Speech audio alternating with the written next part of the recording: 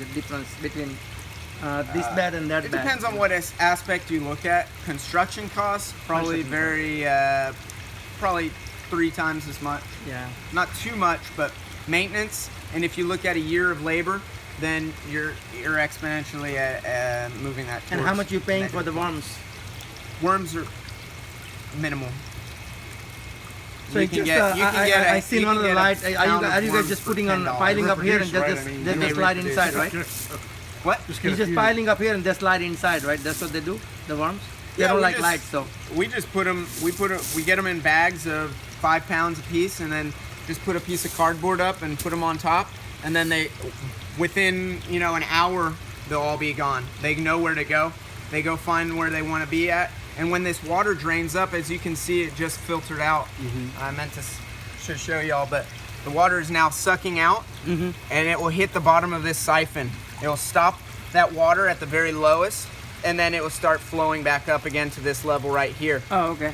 This standpipe goes directly below into the beds, and when you put this on there, and that water level raises up to the top of that standpipe, it creates an automatic siphon effect. That water then drains completely out, and this fills back up again once it stops that siphon. This goes autonomously all day long without any kind of interaction between electricity or manual labor, and they're very consistent as far as how much gets flushed out at what rate. And like I said earlier, when that rushes out, creates dissolved oxygen when that water flows through that rock material. But not only do we have dissolved oxygen being created in these beds, every 4 feet on both sides of these beds, we supply dissolved oxygen through an aeration stone. So these aeration stones will provide tiny bubbles of air for the pockets, or for the roots of these plants. You find pockets of air in soil as well. So when you dig down into soil, little pockets where there might not have been any soil, those are pockets of oxygen that the roots can attach to, and then ultimately... So oxygen is the one growing keeping the land nice and green and growing fast. It's not one of the most important parts, but it's definitely keeping a cleanliness of the system.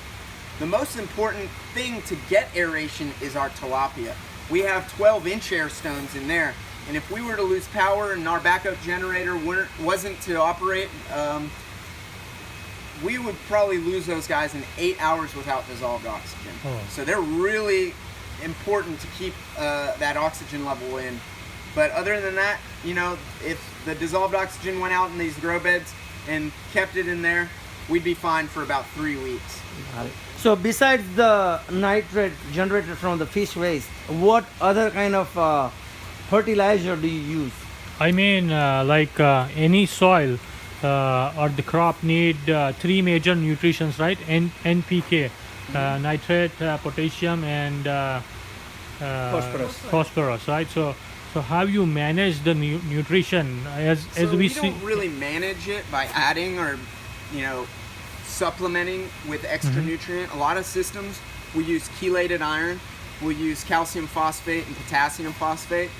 Aquaponics in general is very low in phosphorus, but leafy greens don't need much phosphorus. Phosphorus is mainly for products that have fruiting, vegging type, like tomatoes or strawberries or stuff like that, that needs a lot more of that consistent production that it's producing at it. Only one head or one vine can produce, tons of tomatoes. Lettuce, one root structure creates one head of lettuce. The phosphorus intake on these is not much, so we never have to really navigate with that product or that deficiency. The biggest deficiency in here would be iron, and that is just because you might take it up too much through reds and greens. The other one is calcium, and those can be supplied, like I said, through the calcium phosphate and chelated iron. We have 96,000 gallons in here. If we were to start a process of adding nutrients, adding iron, adding phosphates, we would be really putting a lot more overhead on ourselves. Our bottom line would. So right now you're not adding nothing right now. If you can create a system that you can run without adding anything and create a product that you're not having to manage a lot of the nutrients or a lot of the water analysis, that's going to help you a long time in life. Definitely. So is that the main reason then why you grow lettuce is because you don't have to have the phosphorus and then it matches with the It's a very easy product to sell, and it's liquid. There's never more supply than the demand. The demand is always Always higher. there. Always there. Always so there. anything we grow, we sell out every week. Yeah. If my greenhouse manager let me, I'd go to the market tomorrow. But he knows that next week we already have just enough for our product. And another thing, you guys are doing, I just love that part, is you have a variety of the things which nobody, other people cannot produce in a short time, a period time. And the chef loves the colorful stuff, and not everybody produces that. Exactly. So, that's another advantage you have inside the, So what they greenhouse. say in aquaponics, the system runs itself. There's not a lot of tricks. If you have fish, if you have filters in line, and then you allow that water to get access to the roots in some way, it's going to work. Might not be as consistent as our facility, but it will work. So, But yeah. the key of aquaponics being viable for a business solution is marketing. Marketing 101. And if you don't have someone to buy your product, your system is not going to run efficiently enough. If we were to stop or inconsistently sell our product, some things would be high or low. The system wouldn't produce as clean as it does right now. Since we're pulling the maximum out, we're really pushing the limits of this system.